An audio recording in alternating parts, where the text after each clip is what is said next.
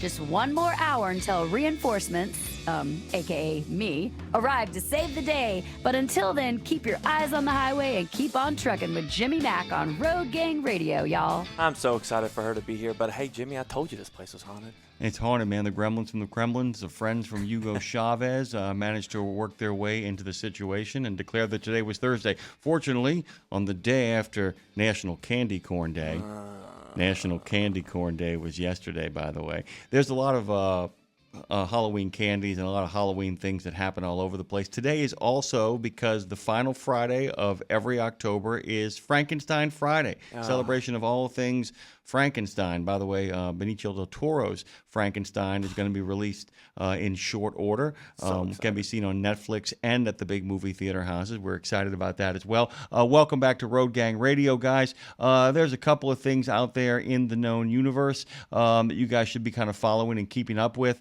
An Illinois trucking company owner says that many immigrant drivers are actually not the bad guys here, but are in fact victims of exploitation by cheater trucking companies, some of which are foreign, that are breaking laws and putting good American trucking companies out of business. Zach Myberg of Myberg Brother Trucking in Rockford, Illinois, said that the recent fatal semi crashes involving immigrant drivers, he said, don't point the fingers at the drivers themselves. He said they do bear responsibility, but and you guys have been really good about this. Jody, Showtime, a number of people have pointed out it is often people who are being exploited and taken advantage of. Standing up for them before they get exploited is the way to stop this. A lot of people are looking at CDL training and the issuance of CDLs as a way to stop this and not put these people, many of whom are just in search of the American dream, into harm's way. One of the things that Lindsay always says is call us, tell us what you're seeing out there, get us involved, let us know. We can talk to people outside of the trucking industry. The more people know, the more involved they are. What we're talking about is making sure that everybody who participates in this grand experiment over here gets a fair shake. Good on him, by the way. Good on Zach Myberg. For saying that, by the way. He said, it's like, looking at individual instances doesn't determine what's going on. It's always, at the end of the day, history of this country. If you want to know who the bad guys are, follow the money. That's what it comes down to right now. Let's kind of shift over here for a moment because we got our next guest coming in on this freaky, feisty, flinty Frankenstein Friday on Road Gang Radio.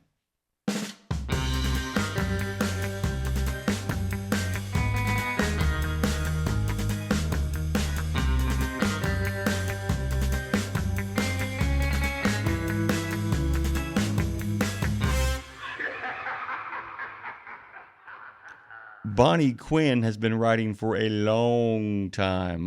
That's back when she had access to an MS-DOS. Coincidentally, that early access to a computer is probably why she ended up getting a degree in computer science. The two passions of computer science and writing might seem contradictory, but she promises us there's a lot of creativity involved in software development. She actually is absolutely correct.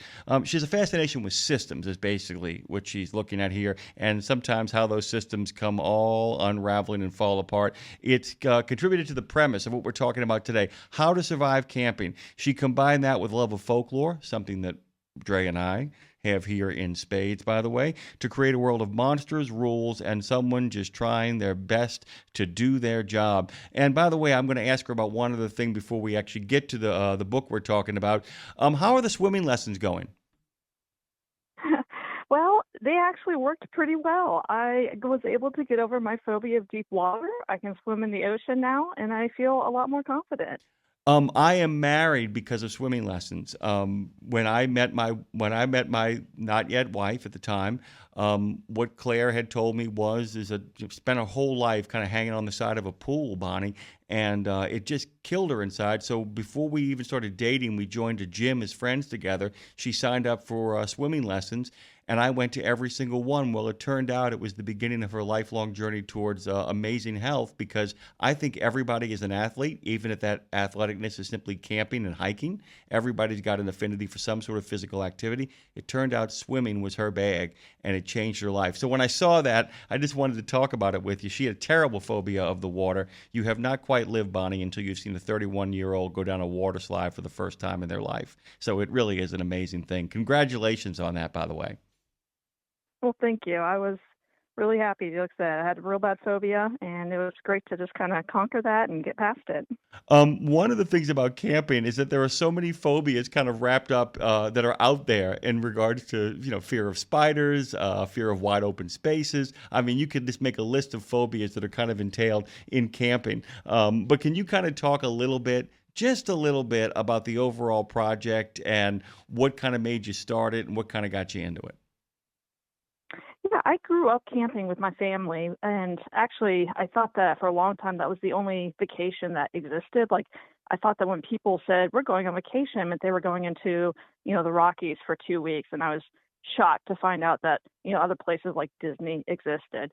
So I spent a lot of my time going out camping and outdoors, and in the process, like I learned a lot from my parents about how you pack things, because this was back before we had cell phones. So when you were going out, you're pretty much on your own, and you had to be prepared and how to handle anything that it was thrown at you.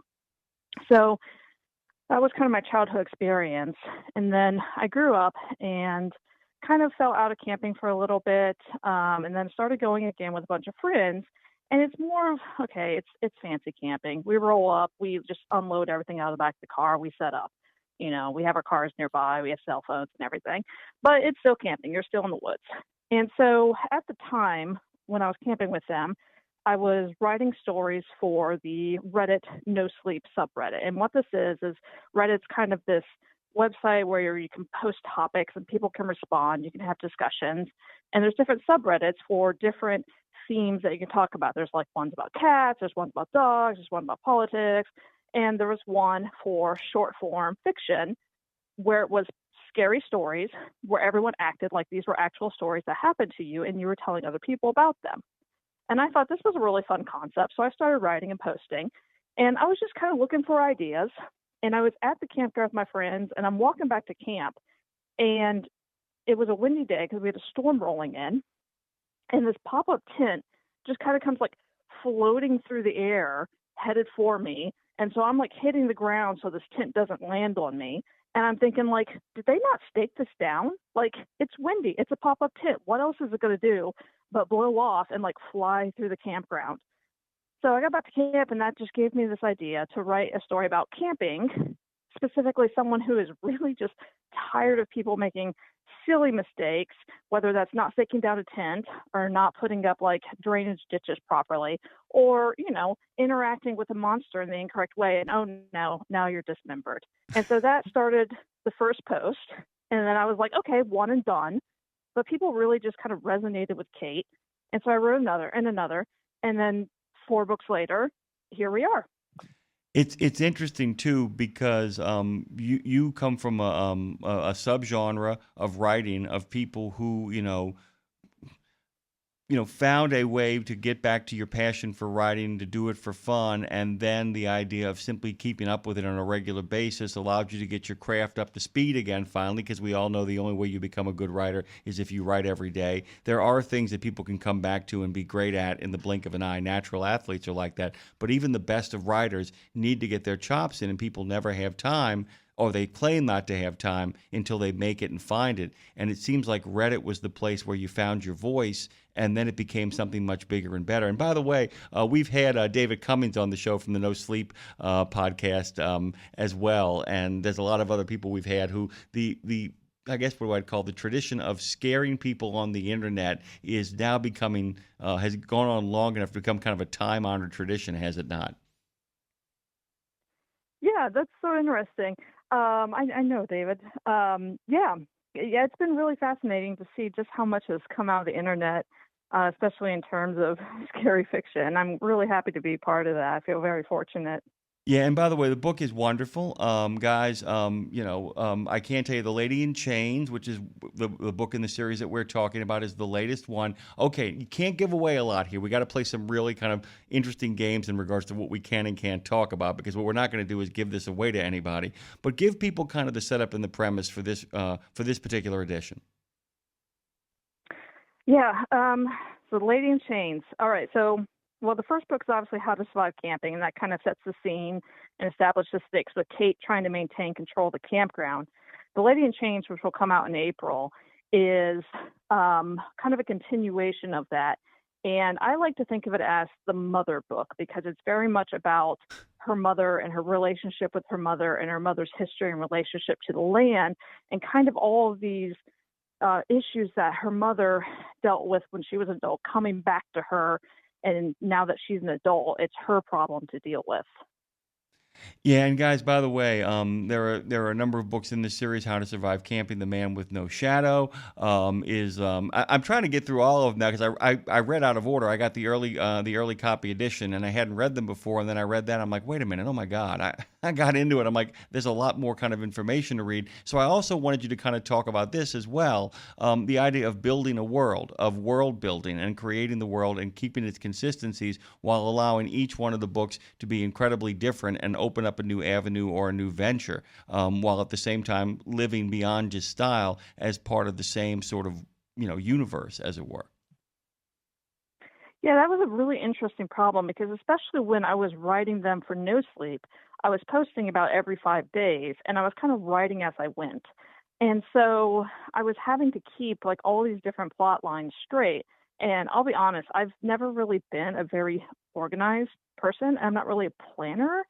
So I had You're a a pantser, couple aren't you? pages of, You're a yes, pantser. I was. I think I'm transitioning over to planner. I think my editor has sold me on that. But at the time, I was definitely I had a page of notes and I knew the major plot points and I knew where the book was going to end. I had the ending written before pretty much any other plans. And so I knew what I was driving to. And every week I would kind of just look at it and be like, okay, how is this going to advance the main plot points? And then what kind of scary event am I going to put in there to be entertaining? And so I would basically see different events that would happen in later books very early on. And so one of the interesting challenges we had is, as you mentioned, when we were working on this, my editor said people are going to pick this up out of order. Like people might pick up the second book and read it first and the third book and read that first. So the books need to be self-contained. They need to kind of explain what happened in the prior books. And you can still have references back, but you can't just be like dropping stuff in book one that doesn't really come into play until book four.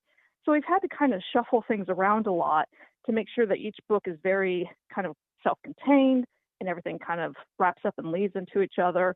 And that's been a really interesting challenge. And that's sort of why I'm moving away from pantsing everything and more to planning. I had a lot of trouble with it. My editor was like, make an outline, figure out what each chapter's goal is.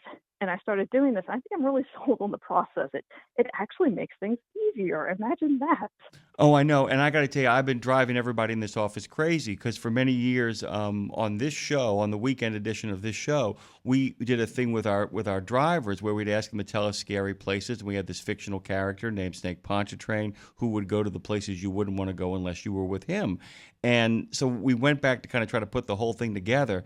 And the idea of what they call, retconning it, of kind of pulling it all together in a way you begin to realize, like you go back through stuff like the latest Disney series Andor or even Rogue One, and them kind of looking at something and figuring out ways to make sense of what has already been created. And there's a point in the middle of all of that. I can imagine you, Bonnie, as you've said, going like, you know what? The next one of these things, I'm actually going to plan it because I never want to have to go through this again. It's kind of like it's like going camping for the first time and then kind of going back and looking over all the dumb stuff you did and figuring out a way to make sure that never happens again, right?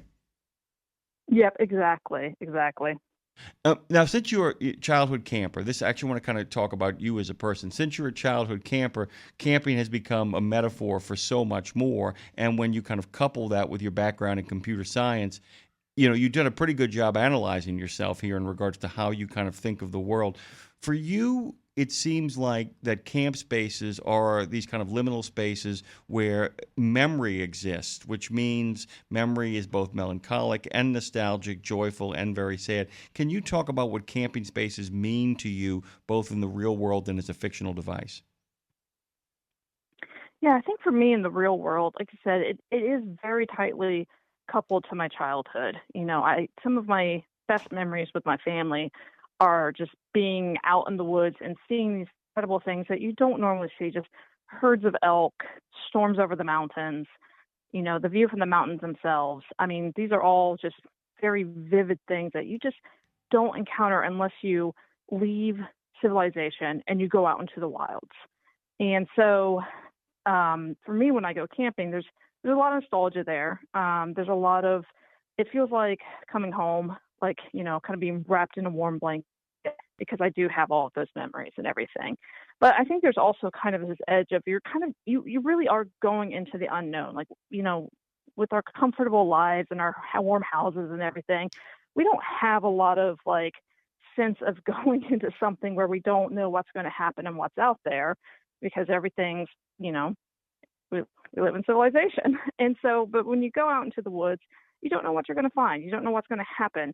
You have to actually care about the weather more than just, am I going to get rained on when I go to get the mail? Because the weather's now a hazard. You have wild animals out there. And so there's kind of this, like, so the kind of liminal sense of you're going out into something that you're not sure what you're going to expect. And also you're just leaving everything known and comfortable behind. And it's, what I love about the woods is that when you go out there and at night, when night falls, and just how incredibly dark it gets. And when you're used to all the, the lights of the city and everything, it's just a very, very fun and different experience. So when I was writing, I kind of wanted to capture that feeling of like, we don't necessarily belong in the forest. Like, it's not made for our survival and our comfort. And we're going into the space where humanity, like, we're not really tailored for that anymore. And so it belongs to something else, something wilder. And that's the place where the monsters in these stories come from. The other thing is, too, is if I talk about how incredibly dark it gets, which is one of those things a good friend of mine lives in, has a farm in Kentucky, and I asked him why he decided to live there, and he said because when it gets dark, but it also means when I walk into an open clearing and look up, if it's a cloudless night, I can see stars in a way I've never seen them before. I was going to ask you if this was your experience camping. I find that people, often say, I like the peace and quiet of the woods at night. I said, what woods have you been in? Because if it ever goes deadly quiet in the woods, it makes me really, really nervous. I've always kind of thought about how dark it can be camping, but also how loud it is in a very different way. Was that your experience as well? Yeah, absolutely. I mean, there's a lot of activity in the forest. You've got frogs, you've got crickets, and one of the things that happens in some of the books is sometimes the forest will go quiet, and that's a warning to Kate that something is off, that something's coming, and something unnatural, because that's not a natural state for the forest to be silent. I think that a lot of people, like, I tend to think of the forest as quiet too, and I think it's because it's just removed from all of the noise of, I'm sure you gather that I live in the suburbs. It's just removed from all the noises of the cars and the people and everything, and you're away from kind of this intrusive noises that distract us and kind of fill our lives up. Bonnie, it's really funny. After Hurricane Katrina, we've been talking about that a lot on this show because we're down in New Orleans right now, and it's the 20th anniversary. When we went back into my mom and dad's neighborhood, they were right at the breach, got 13 feet of water. My dad said, "Be quiet for a second." He and I were talking, and all the birds had gone away, so all you heard was this whispering in the background, really loud whispering. And I'm like, "What is that?" And he goes, "That's the lake." And that's the thing. I think in a lot of ways, when we think about the quiet of the woods, the quiet of the wilderness, I think it's the quiet of, you're absolutely right, not that white noise, not the noise of electrical wires, not the noise of, even people forget that if you like cut off all the sound around it, even a stoplight makes a lot of noise. If you've ever, the only reason we don't hear a stoplight is because the cars around it are so loud. There is a peace and quiet and space.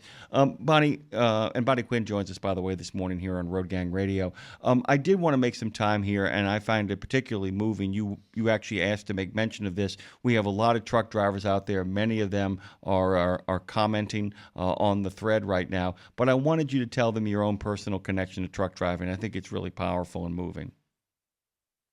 Yeah, so my grandfather was a truck driver, and I actually never met him, as he was in a truck accident. My mom said, I think it was 1970, and he passed away when my mom was 13. And so she has these memories of her dad going away and then never coming home. And so I've just always had kind of this weird sense of loss where, like, I never met him, so it's hard to kind of grieve someone you've never met. But you also know that you're missing out, and you don't get to meet someone that's part of your family and is important part of your family. It was my grandfather. It's interesting because my brother, looks a lot like him. We have some photos. My brother looks like him. I look like my brother. My grandfather had O negative blood, and both my brother and I have O negative blood. So we have like these genetic connections to him, but we don't have any personal connections to him. And so in the books, there's kind of this theme of loss of Kate losing her parents Yep. and not getting to know them as adults, and all of this kind of wondering, like, what were they like, outside of me being a child? And, she's connections in the second book to her grandfather, who also died when she was very young. And so she never really got to know him very well and never got to find out the history and the things that they know that she didn't. And so a lot of that kind of comes from, I never got to meet my grandfather. Yeah, and by the way, given the age that you've actually just suggested that you are, I'm not gonna make any sort of guess or gander at that. Is that you come from the first generation of people? My where I grow up, and I got a good friend out there, Trucker Boaston, who's told a really funny camping joke that I'm sure you know on the chat. But there is a generation of people that once you get to a certain age, everybody knows their grandparents. When I was growing up in the '70s, all four of my grandparents were alive, and that was a very rare thing. But given what happened to your grandfather, you should have known him. And it's really strange and odd when people must tell your brother you're the spitting image of him, and that kind of stuff comes up. And for the people that knew him, it must be kind of a bracing shock sometimes to see your brother and actually be reminded of the long lost friend that they lost way too early. I wanted to tell you this joke, by the way, Trucker Boaston. We actually have comments because we're also broadcasting on YouTube along with iHeart, Odyssey, and almost every other platform out there. Two buddies are camping, and one says to the other, "You ever look up at the stars and wonder what it all means?" And his friend replies, "I know what it means. Someone stole our tent." So they wanted to share that with you. There you go. So if you've never heard that one before, you have a new joke for that. Okay. So are you, so basically this is going to come out. So you still have some time to kind of play here. This comes out in April, by the way. Are you already planning the next one? Yeah, so we're working on book 3 right now. Actually, I'm doing I think we're on our second round of edits. We kind of did the big swing where we moved things around, and now we're just kind of doing some cleanup. So we're in the middle of book 3. I'm not sure when that one will be released, but there will be 2 more after for a total of 4 books. And is that going to be the end of it, or are you just going to wait to see and be like, you know what, the heck with it, this is going really well, I'm going to do one more? Or do you feel like that's kind of it? Is that kind of the pin in it? That will be the end. I like books that end very definitively, and so this one ends very definitively. Now, I do think there's definitely room in kind of this world building that's happened for more stuff. But right now, my focus is very much on how to survive camping and trying to make sure that, we're hitting the deadlines and getting everything as good as we can possibly get it before it goes to print. Now, having read one of these books, at least in a not yet finalized version, I was kind of curious to ask you as well, have a sense of it. What is your favorite folklore story, and what is your favorite folklore of the wood story? Oh, gosh. You can change your mind a minute from one. now, too, by the way. I know. I do tend to change my mind a lot, to be honest. I don't really have like super strong preferences, except for maybe like my ice cream flavor. But Which is, when you can't just lay that out there, what's your favorite ice cream flavor? Oh, okay. Chocolate chip cookie dough. That's been a long time favorite. So let me tell you, my mom always picks me up coffee, buzz, buzz, buzz. And she's like, "I think you like this." I'm like, "You know me. You see me. I understand." Continue, please. Sorry. Yeah, no, but I think my favorite story right now is very, because I am working on the third book, and the third book is kind of the horse book. And I like horses. I think they're interesting, but I think they're also really terrifying because they're just so big. But anyways, I think my favorite story is a fairy tale about this dapple gray horse. And it starts out with some brothers, and they all get their inheritance except for the youngest. They cheat him out of his inheritance, and he gets a horse. That's all he gets. And so this young horse tells the brother, "Okay, here's what you do. You go kill all the other foals, and I'll suckle from all of the mares and grow big and strong." And the brother is like, "Oh, yes, this seems like a personally reasonable thing to do. I'll go out in the field and kill a bunch of horses." And so he does this for a couple of years until the horse is just monstrous and huge. And then they go off on adventures and wins him a princess that he marries and gets him a kingdom and all that. But I was just kind of fascinated by like the violence that's so early in the story and just how matter of fact it is. And so I really enjoyed this idea of this like murderously large horse. And so that really comes into play very strongly in book 3. I think as far as my favorite story about the forest is that there is a Russian or Slavic story about a forest spirit called a leshy that will sometimes take like forest wives and lives out in the forest. And I don't know a whole lot about it that I can recall off the top of my head, but I find that one a very interesting thing, is this very powerful being that just kind of hangs out in the forest. And I hope to do something with that, maybe in some future books someday. By the way, I told you there's a lot of chat going on right now about grandfathers, people extending their, their condolences, but also saying when their grandpas lived too and when they didn't get a chance to meet them. But actually, we have something really fun here. Nuclear Attack Wombat, that in fact is his handle, asks, wants to know about the worst storm you ever experienced while camping. I know who that is. I recognize that username. Yep. So we were up in the mountains, and we're camping on the side of the mountain, kind of just above the tree line.